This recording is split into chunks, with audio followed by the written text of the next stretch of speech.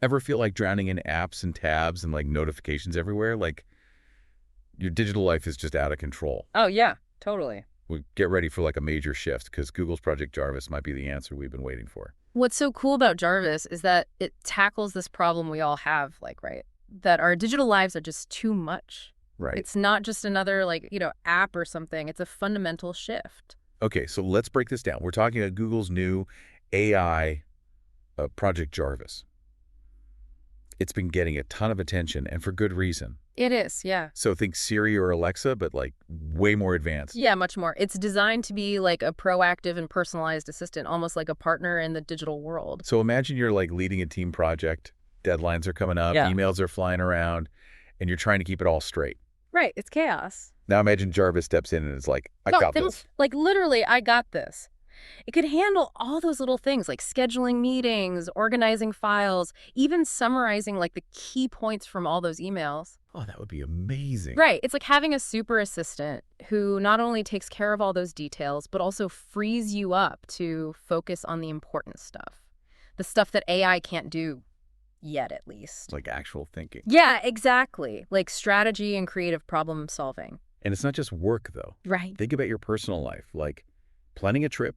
Jarvis could find you the best flight deals, Yeah. recommend hotels. You'd actually even build a whole itinerary based on your interests. And what's really fascinating is how it works with all the Google stuff you already use, like Gmail, Docs, Calendar, or even YouTube and Maps. Oh, wow. So it's all connected. Just all your digital stuff working together perfectly. Exactly. Yeah, like perfectly in sync. How does it actually work, though? Well, at the core of it is this huge leap in natural language processing, or NLP. Yeah. It's so advanced that you can just talk to Jarvis like you would talk to a person. So I don't have to memorize a bunch of commands or click through tons of menus. Nope.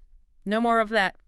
You can just say something like, hey, Jarvis, help me plan a surprise birthday party for my best friend, and it just gets it. That's incredible. It really is. Yeah. It understands the context and what you actually mean. It looks at your past behavior, your preferences, even pulls info from the web to give you the best suggestions. It's like it can read your mind. Kind of, but in a good way. In a good way, yeah. But of course, with all this talk about personalization and all this integration, you got to wonder about the data side of things. For sure. That's a big one. We got to talk about like the elephant in the room. Data Jarvis needs so much info to be helpful. And that brings up all those questions about, how it's all used and if it's safe and all that. Yeah, definitely. I mean, we're given this thing access to everything. Yeah. Emails, calendars, search history, maybe even location data. It's a lot. It is a lot. And Google knows that. They've said like 1,000,000 times that security and privacy are like the top priorities for Project Jarvis. Okay, so what are they actually doing about it? Are there any safeguards in place? Yeah, so from what they've said, they're focusing on a few things. First, they're using like super strong encryption and security to protect everything from like hackers and stuff. That makes sense. And then they're trying to figure out how to process more stuff locally. So like your info might just stay on your device instead of going to Google's servers. That's interesting. But what about transparency? Will we know what Jarvis can see and how it's using our data? That's the big question, right? Yeah. And it seems like Google's actually taking it seriously. They've said they're going to give us like clear and simple info about what Jarvis is doing with our data. So no more reading those crazy long privacy policies. Hopefully not. The idea is to give you control.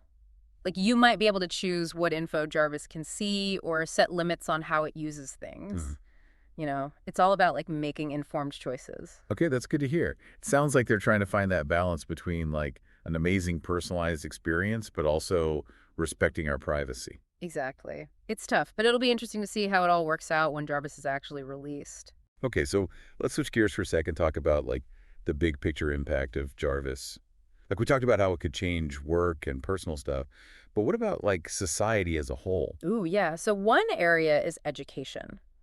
Imagine every student having their own AI tutor that gets how they learn and goes at their pace. That's crazy. That would change everything. Right. It could make education way better and more accessible for everyone. Especially for students who don't do well in a regular classroom, or kids who live somewhere without good schools. Totally. And Yeah. it could help people learn new things throughout their lives. Learn new things their whole lives. Yeah, you could be 80 and learning astrophysics with Jarvis. That's wild.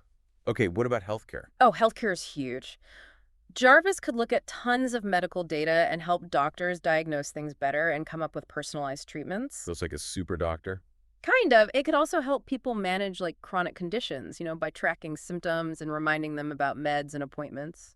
It could even help with medical research. Oh, for sure. Speed up new drug development, analyze clinical trials, you name it. It's pretty amazing to think about.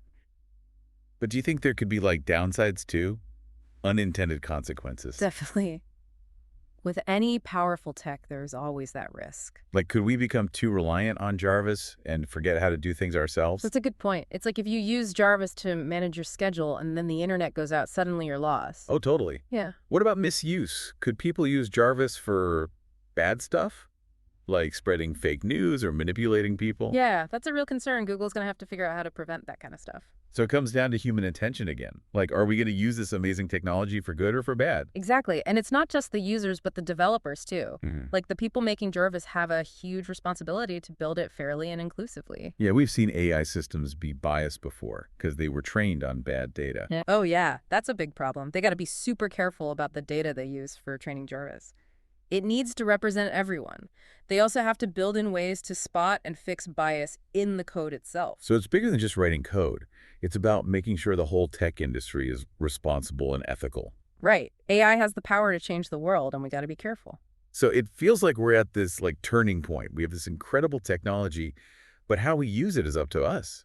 Do we make the world better, or do we just make existing problems worse? Those are big questions, and there are no easy answers. But I think by talking about it and making sure people are aware, we can at least try to make sure AI is used for good. So where does all this leave us? Like, what does it mean for regular people using the internet? Well, Jarvis is still being developed, so we don't know all the details yet, but it gives us a good idea of what the future could be like, A future where AI is just a part of everyday life. A future where tech helps us with everything, Yeah. and maybe we have more time for things that matter. Exactly. But we got to be smart about it. We need to understand the good and the bad of AI. We have to ask the tough questions and make sure we have a voice in how it's all used. So it sounds like the future of AI isn't set in stone. It's something we're all creating together through our choices and our actions. It's a really exciting time, but we have to think critically and be thoughtful about it. What we do today shapes the world of tomorrow. I like that. Yeah. Okay, so to wrap up this deep dive on Project Jarvis, I think the main takeaway is that the future of AI is in our hands. Yeah, and it's up to all of us to make sure it's a good one. All right, well, on that note, we'll leave you with one last thing to think about. What role do you want AI to play in your life? Think about it. We've talked a lot about the good stuff with Project Jarvis, but we got to be real too. Like any powerful tech, there's going to be challenges. Yeah, for sure. Like, what if we just rely on Jarvis for everything and forget how to do things ourselves? Right. Could we become too dependent? Like what happens if the tech fails or something? Exactly. It's like anything else. You have to use it responsibly, not just let it take over. Totally. Imagine using Jarvis for your whole schedule and then bam, the internet's out. Oh, man. You'd be lost, totally scrambling to remember what you're supposed to be doing. Exactly. Yeah. What about like misuse too? Could someone use Jarvis for like bad stuff? Spread misinformation or manipulate people? Oh, definitely. That's a huge concern. Google's going to have to think about that carefully. How to build in protections so it's not used for bad stuff. It's like any invention, right? It can be used for good or for bad. For sure. It all comes down to us and like the rules we put in place to make sure it's used the right way. And the people building it too, right? Like Yeah. the developers have a lot of responsibility to make sure Jarvis is fair and doesn't leave anyone out. Oh, absolutely. Like we've seen with some AI systems, they can be biased because of the data they were trained on. Yeah, that's a big problem. They got to be really careful about the data they use to teach Jarvis. It has to represent everybody. Yeah. And they need to build in ways to catch and fix bias in the code. So it's more than just the tech itself. It's about the whole culture of the tech industry. Yeah, making sure everyone's thinking about the ethics of it all and being responsible. It's like we're at this crazy point in history. We have this powerful technology, but what we do with it is up to us. Do we make the world a better place or do we make things worse? It's a big responsibility. Yeah. And there's no easy answer, but having these conversations is a good start. At least we're talking about it and thinking about the consequences. So where does that leave us? Like, what does all this mean for regular people just trying to use the internet? Well, Jarvis is still pretty new, so we don't know exactly how it'll work out in the real world. But it shows us what's possible. It shows us a future where AI is just part of our lives. A future where tech helps us with everything and maybe even gives us more time to do the things we love. Right. But we got to stay informed Hmm. and ask the tough questions. We got to make sure we have a voice in how all this stuff gets used. So it sounds like the future of AI isn't set in stone. Yeah. It's something we're all figuring out together. Exactly. Oh, Our choices and actions matter now more than ever. I like that. Okay, so to wrap up this deep dive, I think the biggest thing to remember is that the future of AI is in our hands. Yeah. It's up to all of us to make sure it's a future worth having. All right, well, on that note, we'll leave you with one last question to think about. Huh. What role do you want AI to play in your life? Thanks for joining us on this deep dive.